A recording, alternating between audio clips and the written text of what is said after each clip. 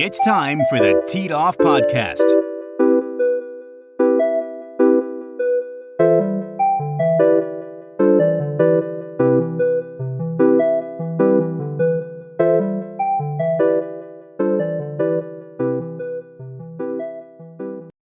Okay, it is episode 10 of the Teed Off Podcast. I'm Ben Clyburn, and I'm here with my co-host, Aaron Thomas. Aaron, how's it going today, man? Good, Ben. How are you? Really, really good. We got a special guest in the studio today, Mike Deluca from Wachesaw East. How's it going, man? I'm doing well. You guys doing all right? Can't wait to talk to you in a bit, but let's go over the agenda of the show. We're going to hit the front nine, talk the world of golf. The Ryder Cup is a little more than a week away. That is going to be exciting. Have a lot of talking points there. Then we'll make the turn and talk with Mike Deluca. He's the head PGA professional at Wachesaw East Plantation, and talk about his history in the game of golf and the beautiful course that is Wachesaw East. Then we'll hit the back nine and talk all things Myrtle Beach golf. You guys ready to jump in? Let's do it. Yeah, man. Let's do it. The front nine. All right, the front nine. Aaron, we are a little more than a week away from the Italian Showdown, and I couldn't be more excited for a Ryder Cup really in Europe, even though we've had a terrible track record since 1993. But are you guys getting excited for the Ryder Cup? I am. I think the USA is betting favorites. I know that much so far, which is a good thing. So I feel pretty good about their chances to take one on European soil, but we'll see. Yeah, there's a lot of talking points, heading into this Ryder Cup than previously, and a lot of things to compare.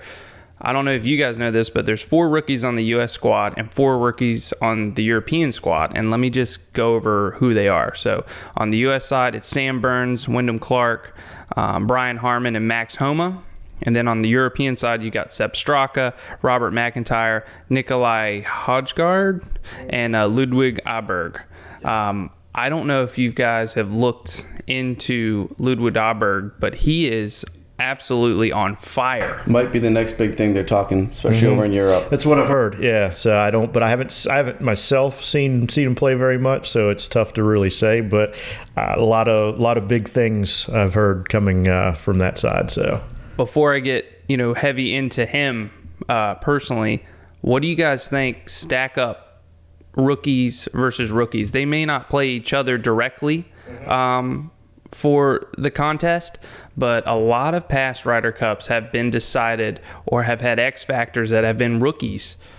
What do you guys think about our rookies against the European rookies? Obviously, I'm going to say I like ours, but that's just me. But I do think I feel like maybe from an experience standpoint, not necessarily Ryder Cup, but just tournaments, things like that, I feel like the U.S. should have the better group of rookies. But I've been wrong on these things before, so. What do you think, Mike? I agree with Aaron. The only thing that I'm also thinking is, they've got home turf advantage. I think that plays, honestly, a huge part in the Ryder Cup. I mean, obviously, there's going to be plenty of people over there rooting for the USA team. And anytime the Ryder Cup's over here on U.S. soil, there's always plenty of people, plenty of Europeans rooting for the Europe team. So, as far as rookies go, they might be a little bit more relaxed, maybe because they're, quote unquote home, even though they're not probably home. But yeah, I think it could be a flip of the coin, like you said. The rookies. It seems like every Ryder Cup plays a big factor in the outcome. So excited to see these guys, and especially excited to see some of these European guys play that really don't get a chance to see too much. But obviously 100% pulling for the U.S. team. And for me, it's one of the most exciting one of the exciting weekends of the year. I know it's every other year, but I always look forward to the Ryder Cup big time. And it's going to be interesting, especially what time of day it's going to be on. I know it starts. I saw something. I think like 1:30 in the morning. I want to say gosh. for the first balls in the air. So depending on what day you get up and watch it, or do you get up and watch it? Is it Friday, Saturday, Sunday. Do you get up? Do you go to bed early on Saturday, and then your Sunday starts early, and you watch the final round, and then football starts before you know it. Right after that, so it could be a long Sunday. And depending on one day off. Yeah, depending on what your nightlife's going to be like too. It's like, oh man, you might be out and be like, oh gosh, golf's starting. If you count golf, obviously football this time of the year. Yeah, there's no room for sleep in the schedule that weekend. So it's true. No room. Might need a vacation day on that Monday. That's a great point. We'll have to ask the powers that be. Mike, you mentioned the home field advantage in Europe. Now, I don't know if there's an Italian on the team, but they are in Europe. There's going to be a lot less Americans there rooting them on, and they're going to be loud and rowdy. So that's something I looked at when I looked at the rookies, because if you're a rookie, hopefully your expectation level is kind of just go for it. But you also need to know, especially if you're playing on enemy soil, how can you handle a crowd? And you look at our rookies. Sam Burns, he can get hot. I mean, he doesn't really care if he's playing in front of 50,000 or 3 people. Wyndham Clark, he is a little bit of a question mark for me, but won a U.S. Open when everybody over there was rooting for Ricky, and then performed well in the very next major. Mm-hmm. So just on talks Europeans, confident. He just has confidence, which is huge. A little too cocky for my personal taste, but for a Ryder Cup, you love it. Kind of like Patrick Reed. It's like, dude, as an individual pro on the tour, I was like, golly. But like Captain America, when he was representing the country, Brian Harmon, he got people in his year during the whole Open and improved himself. And then Max Homa will go at people on Twitter. So that right there, those 4 guys, the crowd is not going to affect them. So it's just going to be up to their game. So I would put an advantage, to that. There's been rookies in the past that have, crumbled or at least been affected by a tough crowd, on both sides. But if you look over at the Europe side, Ludwig Berg, he is just absolutely on fire. So I think he's got nothing to lose. I would expect him to perform well no matter who he's playing. That's going to be tough. Nikolai Hoggaard, he actually has not had – he had a couple top 5 finishes in the last 2 qualifying events. But other than that, he's been pretty pedestrian the last couple years. So I would put our rookies over him, any of our rookies. Robert McIntyre has played well. And so is Sepp Straka, especially in the majors. So really, can Ludwig keep up the pace he's on right now? That's good. Time will tell. We'll see next week. And Nikolai is a real big question mark to me. So with that, I'm going to say that our rookies are going to make more of a difference. I like that.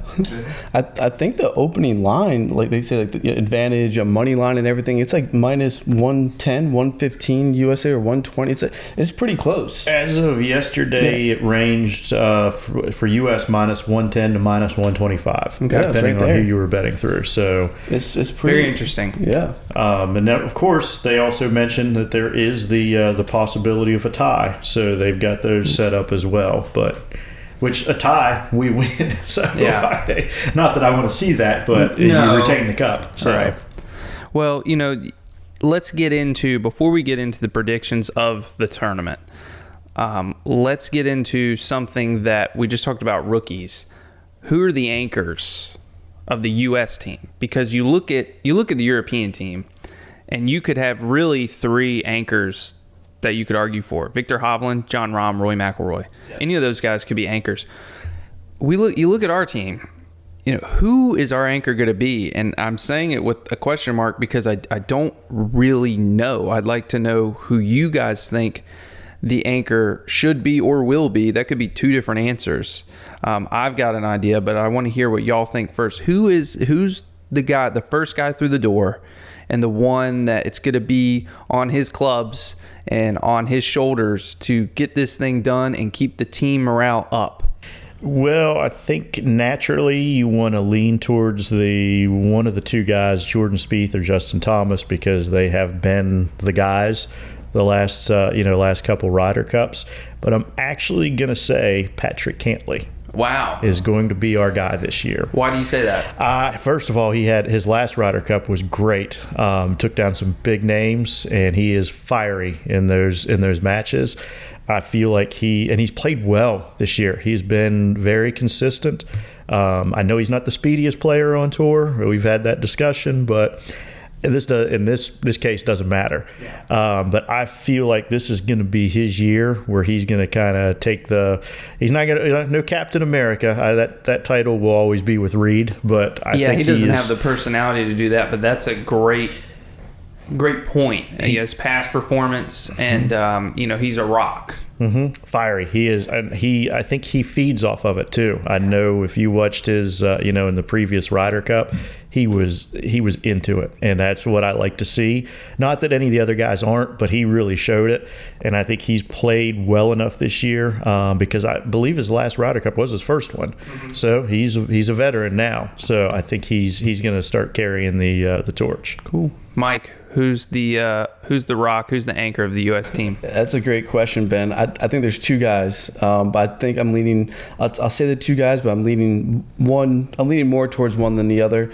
The two guys I'm thinking is Scotty Scheffler. I mean, the guy, when he plays bad, he plays good. We've been saying that the last 3 episodes. It's ridiculous. I mean, you see him on the course sometimes when he's not putting well, or maybe he's not hitting the ball well, and all of a sudden he's like top 10, top 5, and it's just like, where did that come from? Now I know the format's a lot different, but with match play, you can throw away a hole or two here and there and be like, all right, well, I lost the hole, whatever, we're moving on. And then the other one that comes to my head is I really do believe Brooks Koepka just loves that fiery environment. But I'd have to lean more towards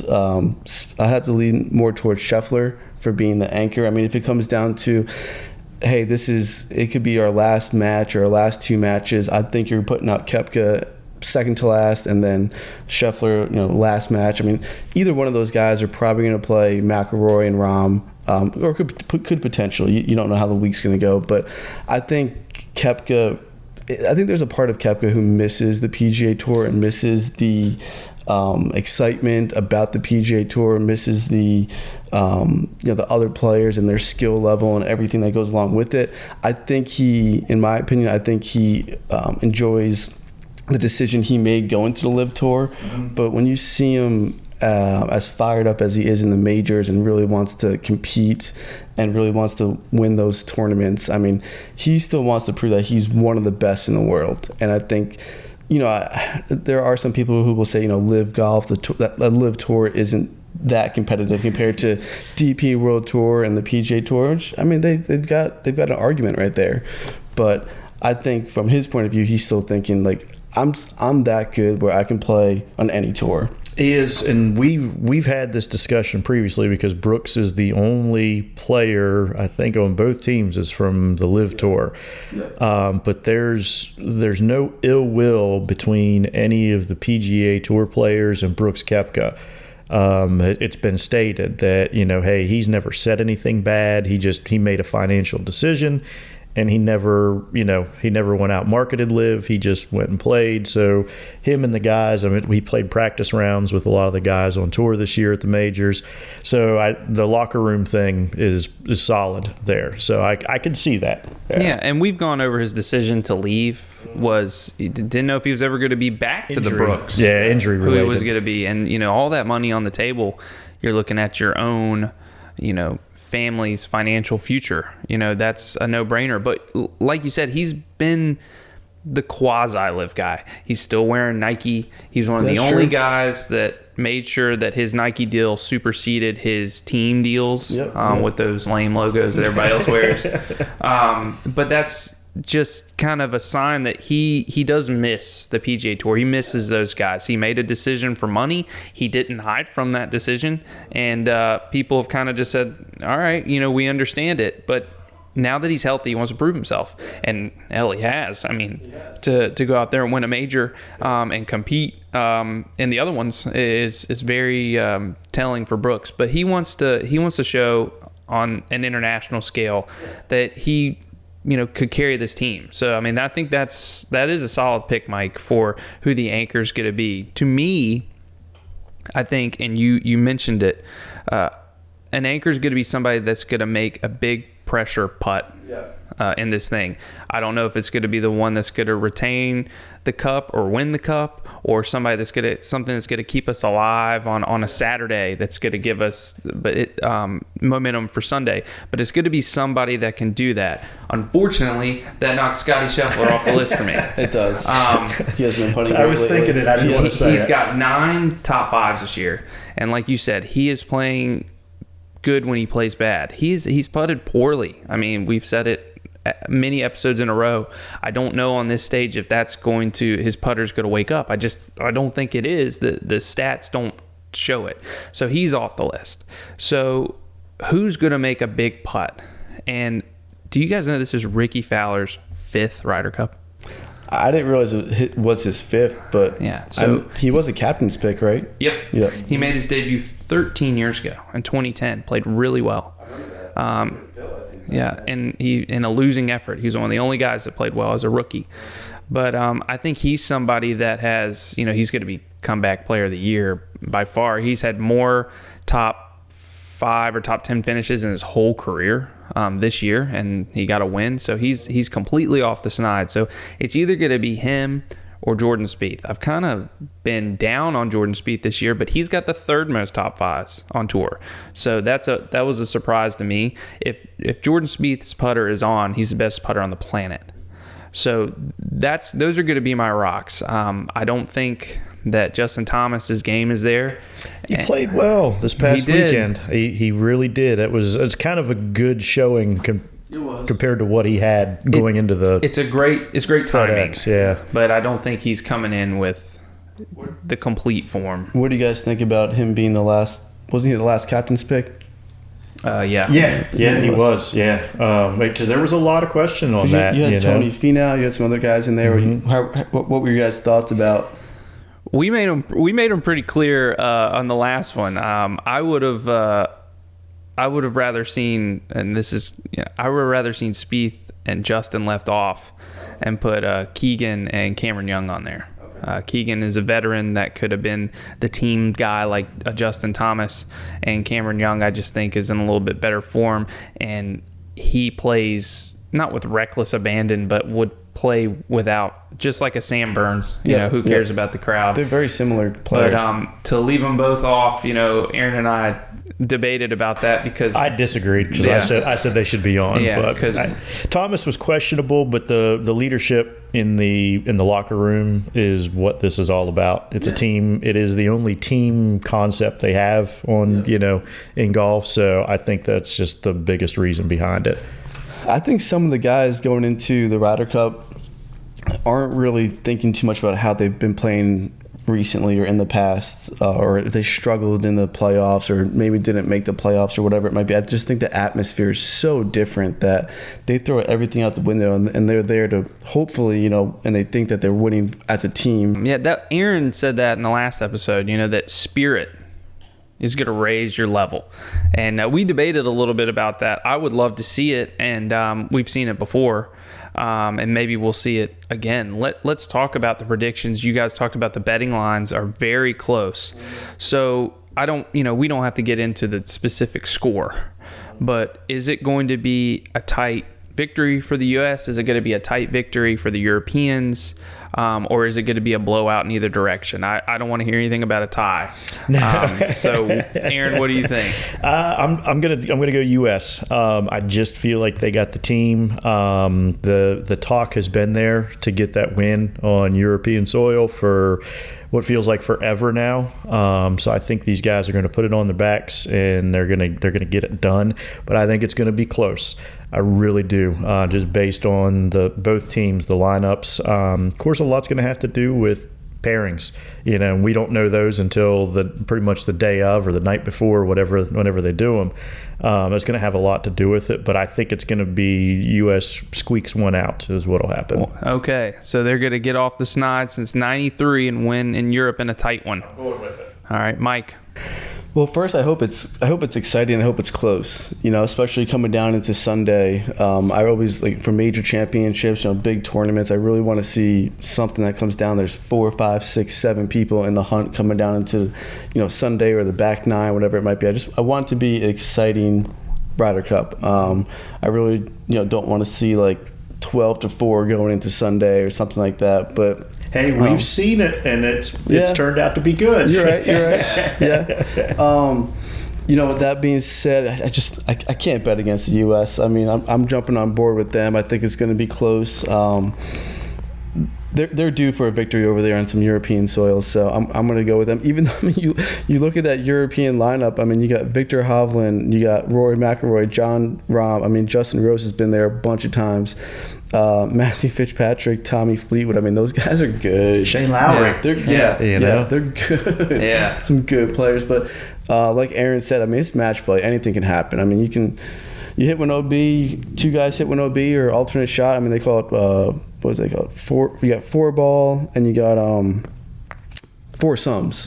Foursomes is the alternate shot. And I mean, heck, all right, boys, let's go on to the next hole. We just lost that one. Let's put it behind us. So I think the Americans pull out a close one and, you know, bring home the cup. An alternate shot seems to be the one that trips U.S. up a good bit for some reason. It really does. Yeah, the Europeans really seem to excel in that one where the U.S. doesn't. But like I said, that's all parents' thing. So we'll see.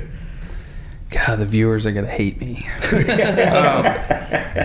So at first, my initial thoughts was that Simone Golf Club is a lot like Leg Off National, where we were routed. So, and I went through the same roster to roster comparison, Mike, and I'm like, okay, Roy McIlroy, John Rahm, Victor Hovland, you know, Justin Rose, Sepp Straka, Tommy Fleetwood, Fitzpatrick. Yeah. So I'm thinking a route for Europe. And then I'm like, okay, so, but here's the difference between what happened in Paris and what's going on this year in Rome. Do you guys know that the U.S. team didn't even scout Leg Off National? Doesn't surprise me. Nobody went. Mm-hmm. And very few played in the French Tour event a couple weeks prior. Now, from a world ranking standpoint, we kicked their butt. But that just goes to show that individual performance doesn't matter. So, and we went in there and got routed. Almost every player has scouted it in the last couple weeks, and many played, if not in Europe, in the United States, in the weeks building up, which is great. So I think we're taking it a little more seriously. It's kind of like the redeem team for basketball. I still think we're going to lose a tight one. I'm sorry. I mean, and this is not with my heart. You know, this is with my brain. This is a betting thing. This is in a vacuum, looking at the records and looking at the Jimmies and Joes on each team. So, and that is, I hope I'm wrong. I really do. But I think it's going to be a tight defeat. So, but we will see. I will be up at 1:30 in the morning watching, waving the flag and getting ready to go. Couldn't be more excited about it. And it's because we have a chance to do something that we haven't done since I was 2 years old. So let's see if we can get it done. It wouldn't be surprising if we won. I just think it is an uphill battle. So, but we got to start good. I know that we've seen miracles. We've seen miracles in the other direction at Medina. We have to start out not hot, just good. We don't want to be fighting a losing battle all weekend and leaving it down to singles. Let's just keep pace. Which is what obviously what they need to do, which is when they've been routed, they get down and they get down quick. But I don't see that with this team. So I feel like most of these guys are part of that, the Ryder Cup committee guys, and I feel pretty good about where they sit. So I'm happy that they're taking it more seriously than they did in 2018. And that's been a knock on it, for years though, is how seriously is it taken. And I think this group, they take it seriously. So on a side note, I would like to mention that Phil Mickelson will not be betting Yeah. I saw earlier in the week. He is not betting on anything these days, so you can't ask for his advice. No football either. No. I guess somebody might have sent something or tweeted or whatever X, whatever you want to call it now, something about gambling, and he actually gave a very polite response that he was gambling rehab, not betting. So he'll have no money on it. Okay, well, we'll see. No money publicly. I'm sure he's got a guy that can place the bet for him. Michael Jordan is giving him some action because MJ will be there. Oh, yeah. Which is so cool. Yeah, that's cool. I've got to tell you, I can actually tell this story since we're talking Ryder Cup. I don't know how many years ago it was in Chicago. I had some friends that were there who said that the Ryder Cup's the greatest sporting event they've ever been to. Well, one of my buddies is, I guess he was walking around a corner or something, and this guy just walks out of the woods. He didn't know it was Michael Jordan. And I guess he looked over at my buddy and he's like, who's this guy? He's like, just coming out of the woods. Does he even have a ticket? Because he didn't have, I guess, he just couldn't figure it out. Well, then once, a few moments later, he figured out it was Michael Jordan. He was like, I was that close to Michael Jordan and didn't know it. He's like, I thought it was just some random guy coming out of the woods. But we laughed so hard over that story because he just was so dumbfounded that this guy walked out and just joined up with the team. Oh, man, that's awesome. That reminds me, Ryder Cup related, and we'll wrap up the front nine after this. Roy went and watched Jack Nicklaus play. It was in the late 80s when Jack was struggling and getting older. And it was like the Greensboro Open or something like that. And it was right before Jack was going to tee off, and Roy had to go to the bathroom. And there was a porta potty in the woods. So he goes to the bathroom and missed Jack teeing off. Jack hit it into the woods. So Roy comes out of the porta potty and there's a ball 10 feet away from him. And then there comes this guy walking with all this crowd of people. And it was Jack. And they had some words. Jack was like, oh man, this is one way to start. And I don't know what Roy said back, but it was par 4. Second shot went into the bunker, on the green side bunker, and the third one went in the hole. So it was a heck of a start. But that just reminds me walking in the woods with the superstar. So it's pretty funny. But we will see what happens. We will certainly in the next episode recap either a close defeat or a close victory or a rout in either direction of the Ryder Cup. Either way, we're excited to see it. That concludes the world of golf and the front nine. Why don't we make the turn and talk things Wachesaw East with Mike Deluca? Sounds good. All right, let's do it. Planning an unforgettable Myrtle Beach golf getaway has never been easier with mbgolf.com. At mbgolf.com, we give you the power of choice in pairing world-class golf with premium options from golf course villas to oceanfront condominiums, brought to you by Condo World, the leaders in Myrtle Beach luxury travel. Make your next stay and play journey to the golf capital of the world the experience of a lifetime. It's all just a call or click away.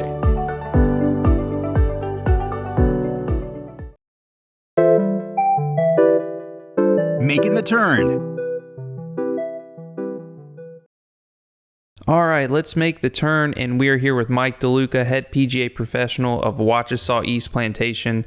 Mike, thanks for hanging out with us today. Let's talk your history in the game of golf. What got you into the sport of golf?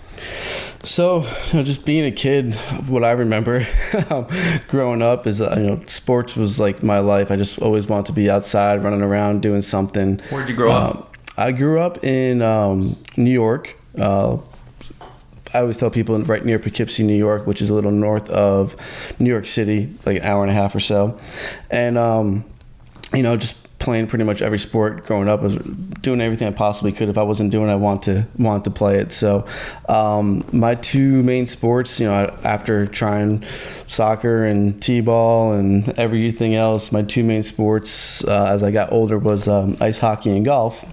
And played very competitive ice hockey growing up, and realized the longer I played in high school, the less of a chance I was actually going to make it to a successful and professional level in hockey, being my size, and looking at other guys who were 6'3", 200. I was like, it might be a little small compared to these guys, but really started to fall in love with the game of golf.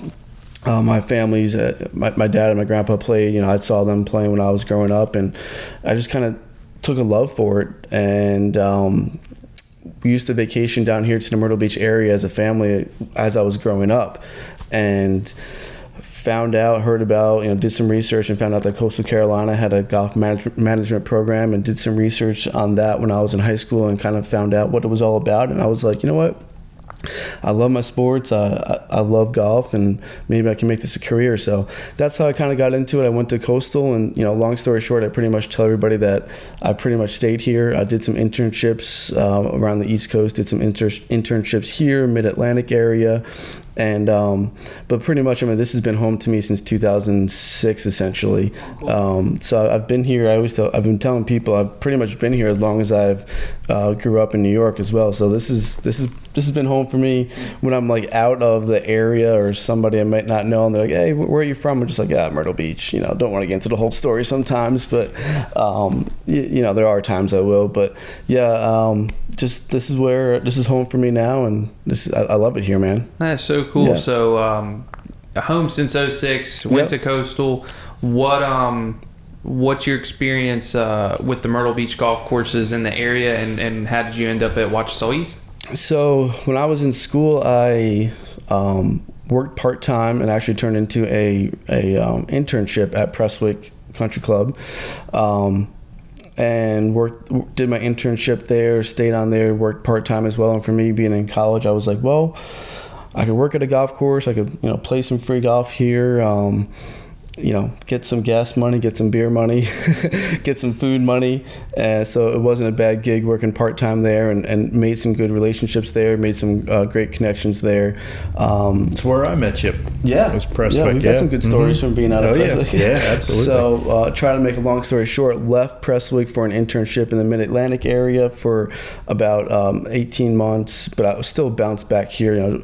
Would make the short drive of 7 hours back here sometimes, just because I still had friends here, still loved the area, always felt like this was home to me, even when I left for a year and a half. And so I would be here. I feel like I say all the time, I would be here plenty when I could. So when I got the opportunity to come back to the Myrtle Beach area, I then again worked at Prestwick again for, I think, another ballpark 6 years. So I was there, on 2 different stints, give or take right around 7 years, or just over 7 years. And then, made a lot of good connections here in the area, had a lot of great help there at Prestwick, getting my foot in the door, meeting different people, meeting people in the industry, whether that's, through marketing or managing or whatever it might be. So had some really great people there help me along the way, and had a professional job came open at Wachesaw East in 2017, and applied for it, and had again some really great people tell me, like, hey, this would be a great spot for you to be if you get accepted there, or if you can make it work, it'd be a great spot. So I've been there since 2017, and gosh, it's been 6.5. It was early 2017, so that's been 6.5 years since I've been there now. So going on 7 years. So long stints at two really prestigious courses down in Myrtle Beach. Yeah. That is awesome. Let's talk Wachesaw East, especially since you've been there almost 7 years now. You got to know it backwards and forwards.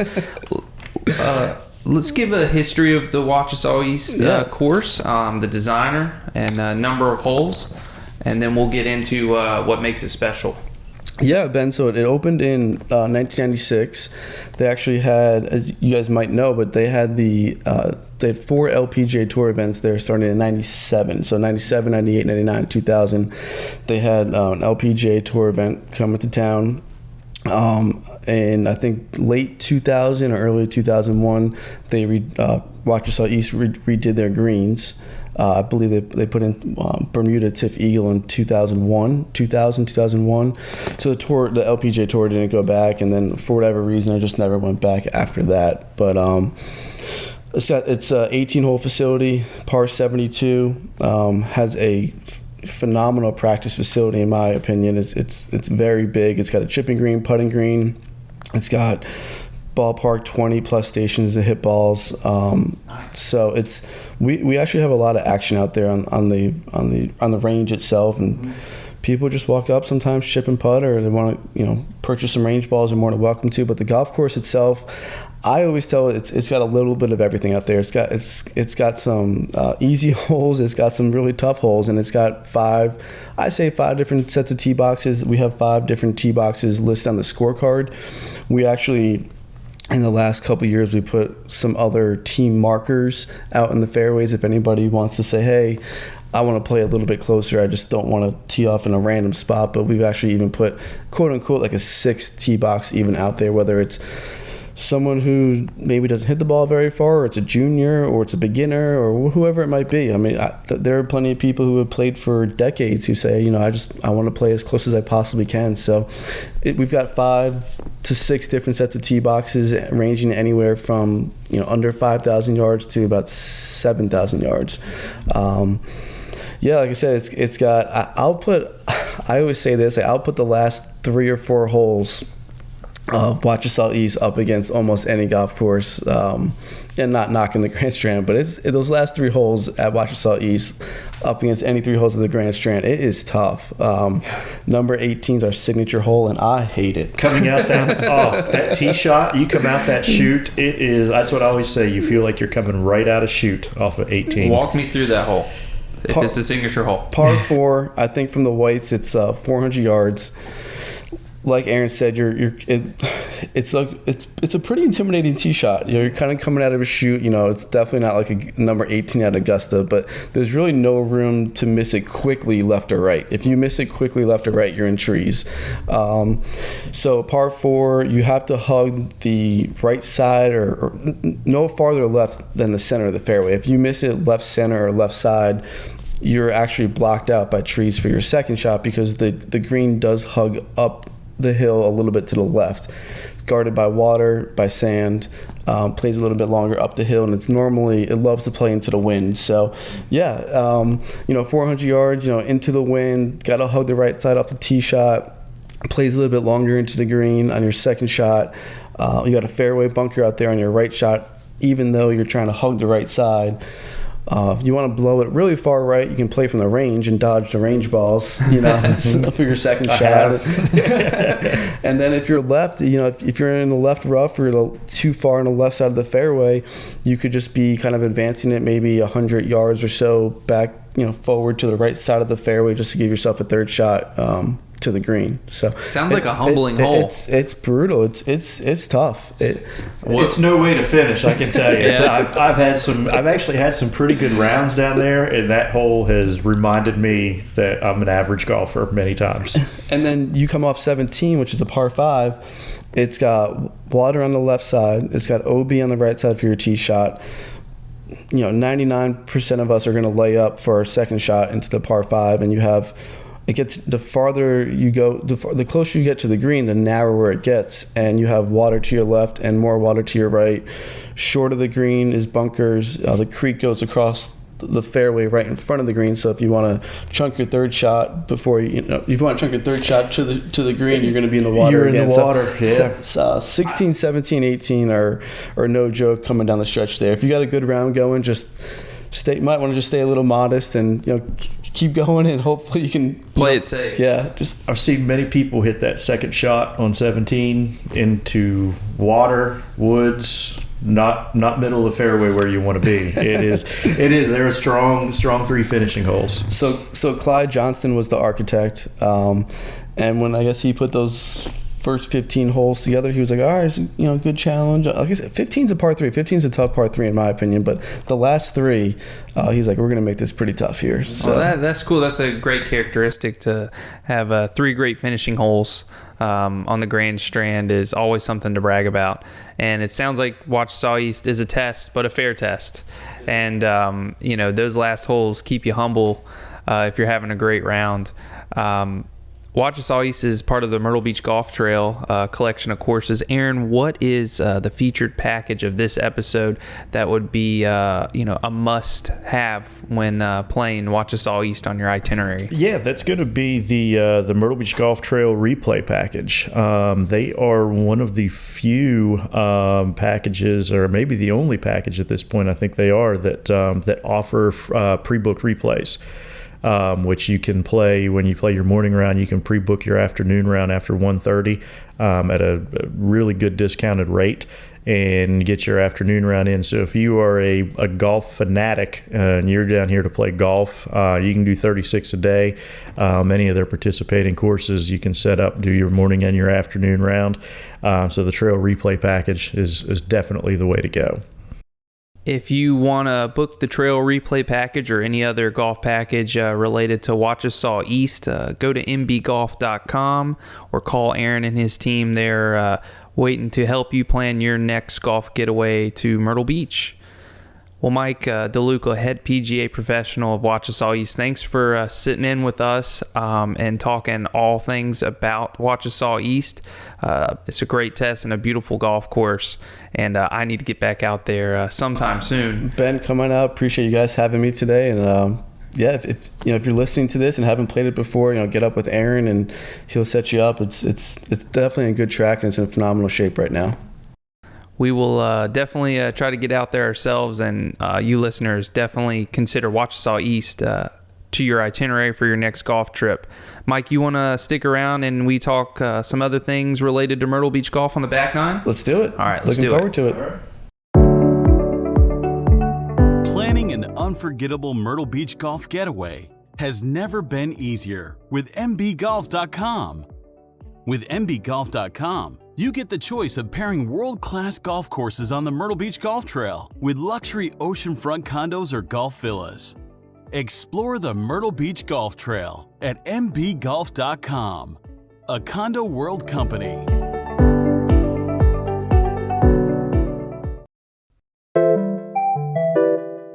The Back Nine. Okay, hitting the back nine. Fall is upon us, Aaron. It is late September now. How are the fall rounds looking? Fall rounds are good. We have been busy. Of course, we kind of hit our fall swing right around mid-September and ride that pretty much through to Thanksgiving. So we're kind of in the swing of things as far as peak fall golf season goes. Rounds are up. Weather has been phenomenal. We've had a nice little stretch here of some fall-like weather, so very low humidity, temperature's good, course is in good condition. I'm sure Mike's seen it from his end too. Just the number of fall golfers that have been traveling down here this year to play. So fall golf is in peak form right now. When I think the time changes, the time daylight savings is the second week of November? November 5th, I think, this year. It's the first full weekend of November. Yeah. Okay. Mm-hmm. So, you can get some really great golf in all the way into late October for later rounds. And then November weather is gorgeous in Myrtle Beach too. So definitely consider, a golf trip. The rounds tee sheets are filling up. Yeah, if you're looking for a last minute, which would be last minute fall trip now. Fall is a great time to do it, and like I said, the weather's been great, and courses are in great condition. I've been hearing that from a lot of guests. Course conditions are really good, so it's a good time to book and come down if you want to do a last minute trip. Last minute for the fall is one thing, and it's never too early to think about your spring rounds.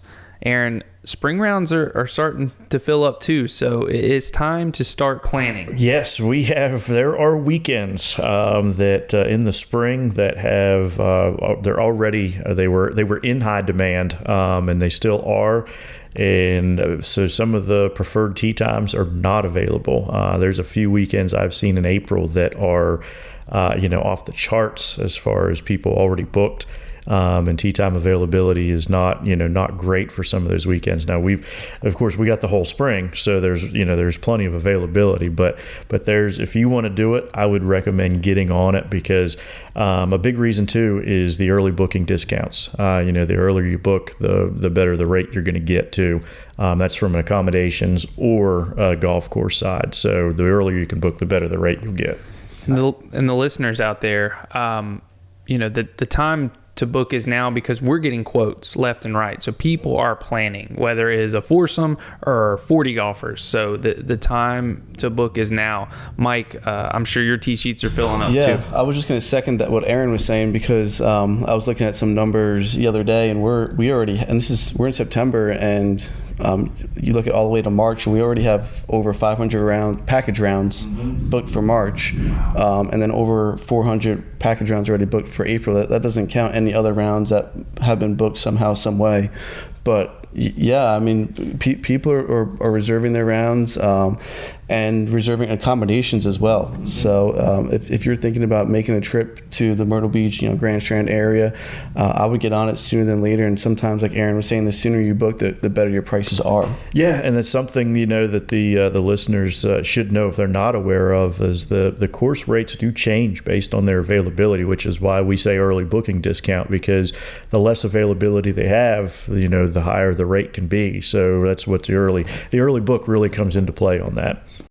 mbgolf.com has you covered on, where to play and where to stay, and the accommodations go the same way.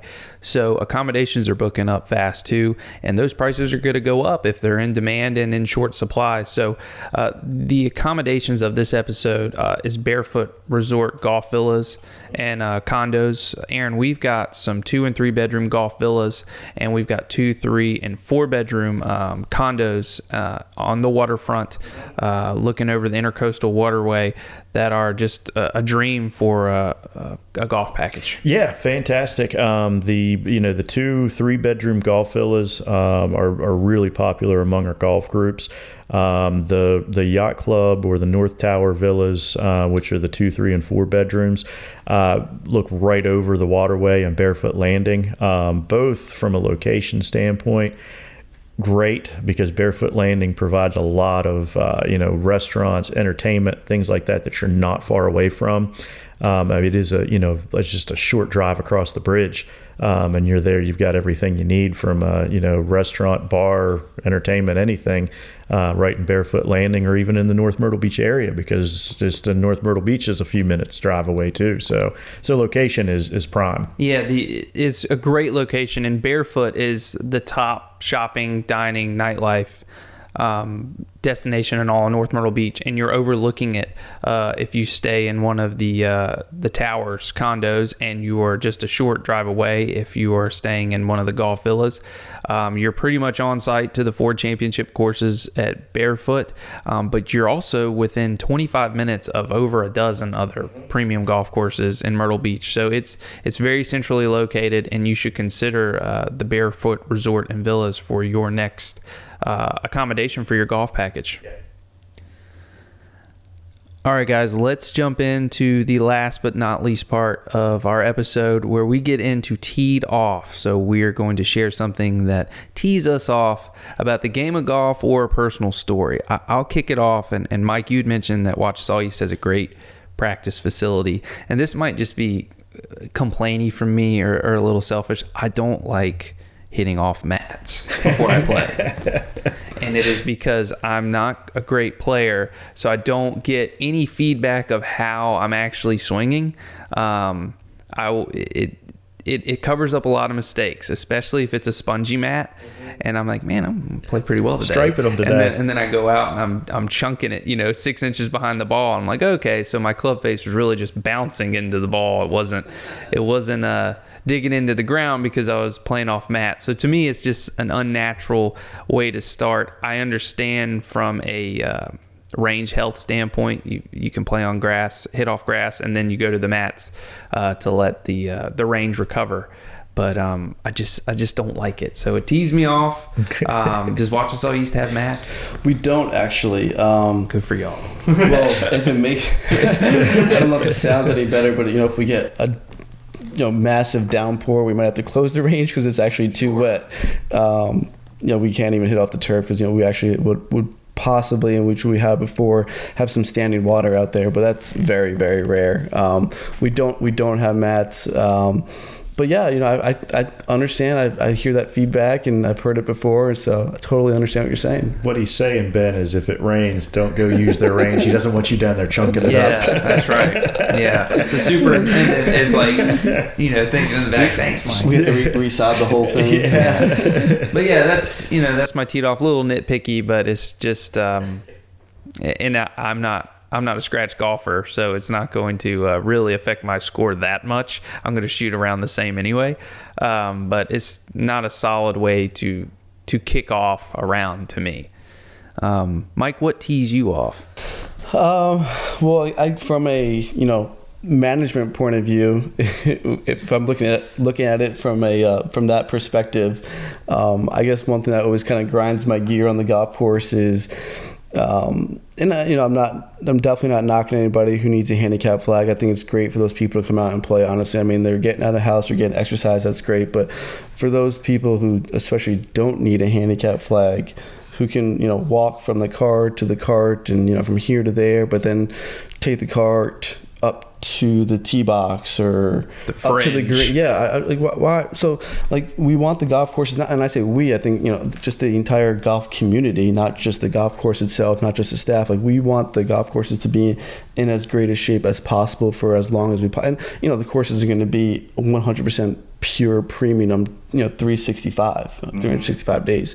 It's Mother Nature. You have to play with Mother Nature, and you can't control Mother Nature. So why not try? There's cart signs there for a reason. We don't just randomly put out a cart sign, or we don't randomly tell golfers, hey, please don't drive near tee boxes or up on fringes, or hey, can you keep it off the par threes? These are all put in place for a reason. And so that tees me off when I see people just hey, it's cart path only. You seem fine walking and everything, but you have to take it all the way over there just for what yeah. So that from a management standpoint, from a business management standpoint, that tees me off. Those are the same guys. They drive the cart up onto the green, but when the beverage cart comes around, they can run a beeline straight to it without any help. The abuse of and I totally agree with Mike. Accessibility of this game is beautiful. Yeah, 100%. Wachesaw East is making up tees in the fairway, so to tee it forward for someone 100%. That might be handicapped or youth or older. So it's the game is getting so accessible. A handicap flag is one of those things, but when it is abused, it tees everybody off, not just management, but the people that are playing behind people like that and see it every time. And it's right. Come on. Yeah. And that's the thing too. It's the perception that it gives off, and it's not, I'm not even saying it's those people with handicap flags, because sometimes they're the most respectful ones. It's those who don't need a handicap flag who take advantage of it sometimes. And like you just said, it's the perception that it gives off where, that group in front of me just did it, I'm just going to drive on the tee box or near the tee box. Exactly. There's ropes there for a reason, so you don't drive 30 yards forward and then 40 yards back. Things are put in place for a reason. Monkey see, monkey do can get real bad on the golf course. We want to make it as enjoyable for everybody, so that always has grind my gears and teed me off sometimes. I'm just like, oh man, what are you doing? You don't need to do that. That's a really great teed off that I think a lot of people can relate to.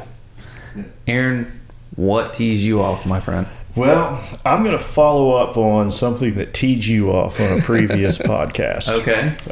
This was referring to the gimme putts. People being too gracious with their gimmies. I'm going to say this happened recently in a round, and I had a friend that was not playing so well, so we were trying to assist by giving some gimmies. Refused to take them.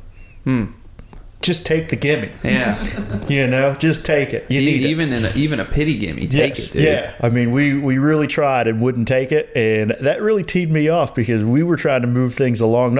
We were playing at a fine pace, but we were trying to help a friend out and wouldn't take it. And that was had to be a first for me where somebody turned down a gimme.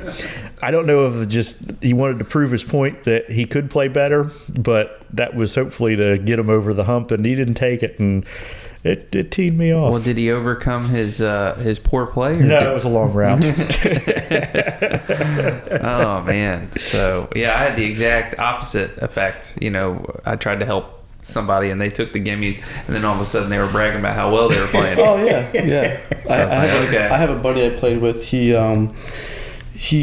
So it goes something along the lines of you get a breakfast ball, which is everybody gets a breakfast ball. I'm fine with the breakfast ball. If you don't use the breakfast ball in the first shot, you get to use it somewhere else along the 9 holes. No. And then you get a mulligan per 9 holes as well. So, and if you don't use either one, you can carry them over to the backside. So like you get a breakfast ball number 10, and then you might have 2 mulligans, and you can use your mulligan anywhere you want. So you could have up to 4 mulligans on the back 9 if you don't use them. Honestly, Ben, I don't even. After a while, I just lose track. I'm just like, whatever you need, man. Just keep taking them. And how many strokes are you giving them? Yeah. And then somehow we always are done, and I lose, and I'm like, oh, okay. I got 3 skins off you today, Mike. Yeah. What's up with your game? I'm going to need 6 aside, 4 mulligans, and 3 breakfast balls. Those are my buddies. So I'm not playing money for. There's no money involved here. Yeah. We'll get a drink afterwards. Yeah. Somehow I always lose, but. Oh man! But a little bonus teed off. Yeah, it was a bonus teed off for sure. Well, those are good teed offs. It's been a great episode. We've got Mike Deluca, head PGA professional of Wachesaw East Plantation. Mike, thanks so much for joining us. Thanks for having me, guys. Yeah, thanks, Mike. Thank you, guys. Aaron, it was another great episode. Thanks everyone for listening. Remember to go to mbgolf.com to check everything out.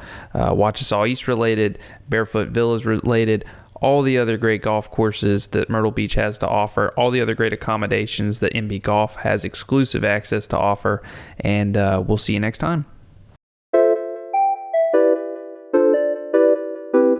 Thanks for listening to Teed Off. Visit mbgolf.com and follow us on Instagram at Teed Off Podcast for the latest episodes and news.